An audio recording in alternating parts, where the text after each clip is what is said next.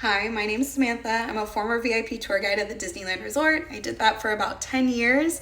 I am also a stage 2 triple negative breast cancer survivor. So let's talk about some life lessons I learned as a VIP tour guide that have been helping me navigate life post-cancer. The healing does not stop after you finish treatment for cancer. I finished treatment June 30th, and things have not been easy since then. I've had to navigate job changes. My boyfriend of 2.5 years broke up with me a week or two after I finished cancer treatment. I was living in Airbnbs for 3.5 weeks while trying to find a new apartment and a new place to live, all while still navigating the health things that come with being a cancer survivor. So as I'm trying to process all of this crazy trauma that's being thrown my way, I keep going back to times in my life where I've had to help others or help myself navigate really tough situations. And when you're a VIP tour guide at the Disneyland Resort, you are thrown so many curveballs throughout your day, and you just have to learn how to roll with those punches, take them, and keep moving. So that's what I've been trying to do. But one experience keeps coming to mind that would happen pretty frequently with my guests. Guests of VIP tours have really, really high expectations, and they should. They are paying a lot of money for an experience, and a lot of times those guests are saving up to be able to have that experience, and most of the time it's the family's first time coming to Disneyland. So one of the first things they always inevitably say is, "Oh my gosh, our kids are so excited to be here. They've been talking nonstop about all the rides they're super excited to go on. They're so excited for Big Thunder Mountain Railroad, Radiator Springs Racers, Space Mountain." And then my first question back to them is, "Oh my gosh, that's so amazing. I'm super excited to experience all of these things with them. Have they ever been on any sort of ride before?" And most of the time, the answer is no. They have not been on any type of roller coaster, dark ride, any type of attraction before coming to Disneyland. So these parents are so excited for their kids to be so excited. These kids are so excited. And again, most of the time, they've never even been to an amusement park before. So there's a lot of sensory overload that happens when you step into a park. There's a lot of demands that are being placed on you physically and mentally, walking everywhere you go, standing in lines. Even on a VIP tour, you could wait in line up to 30 minutes. All of that is draining and taxing for an adult. Now imagine being a 7 or an 8-year-old.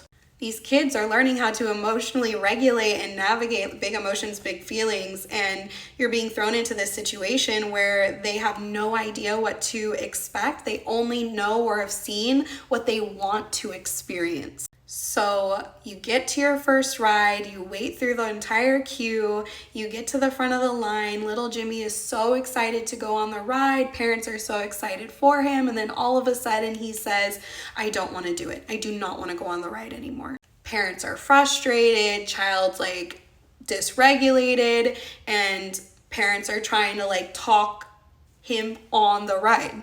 As tour guides, it's our job to help facilitate these experiences and these conversations because we experience them on a daily basis. We know what it feels like, how to work through it, what to say, how to talk through it. We're literally trained to be able to do this.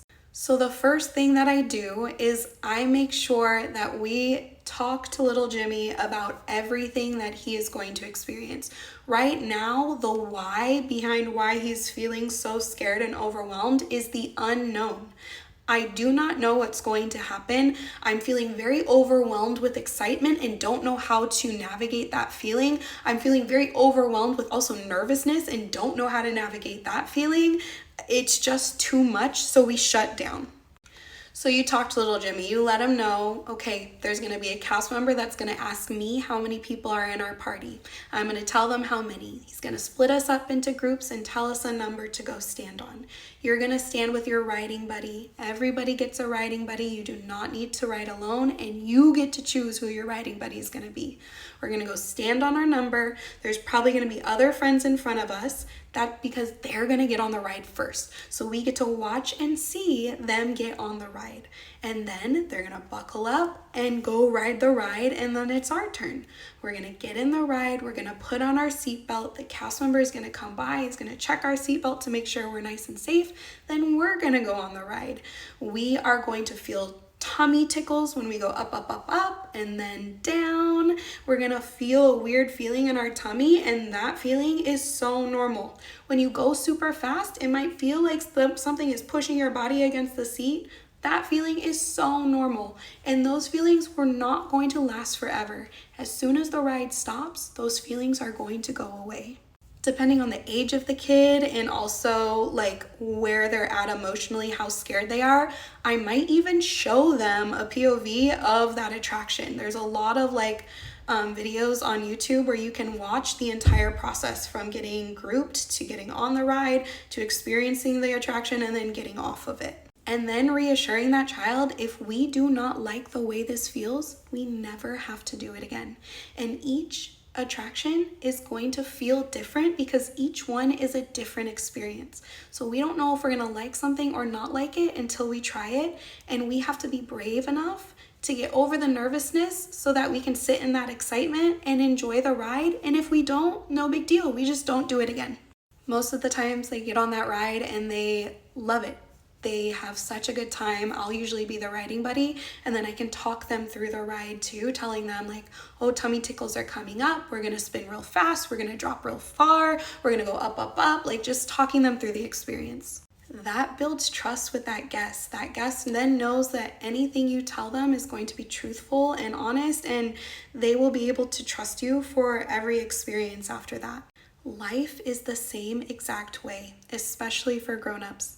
We are all navigating life for the first time together.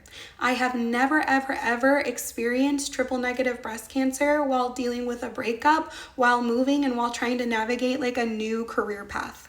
The unknown is the scary part. The uncertainty is the scary part. And the way that we navigate through it is by finding a community of people that we feel safe enough to be able to confide in and talk through those hard parts with. The biggest lie in life is that everybody has it figured out. Nobody knows what they're doing, not a single person. We are all experiencing and navigating this for the first time together. And a child who's going on a roller coaster for the first time has nothing from their previous life experience to pull from to help them navigate those types of feelings and emotions. When you are going through something really big and really traumatic, you don't have any other experience. You're searching. You don't have any other experience to pull from to help you navigate that feeling of being scared, nervous, and uncertain. We have to take a big, big breath and remind ourselves that this is the first time we're experiencing this. This emotion is probably super uncomfortable, but it is not your forever. This emotion, this experience, and this feeling is going to pass. And that doesn't make it 100% better in the moment. It doesn't. You still feel those really big feelings of uncertainty, of loneliness, of being scared, but you have to remember that there's going to be a crest and then a drop, and you are going to be okay. At one point, you are going to be able to get off this ride. You get off the ride, you walk, you experience, you're happy, you're talking about it. I can't believe I just did it. I can't believe I just got through that. You get in line, you're going on a new ride, and you're starting to feel nervous again.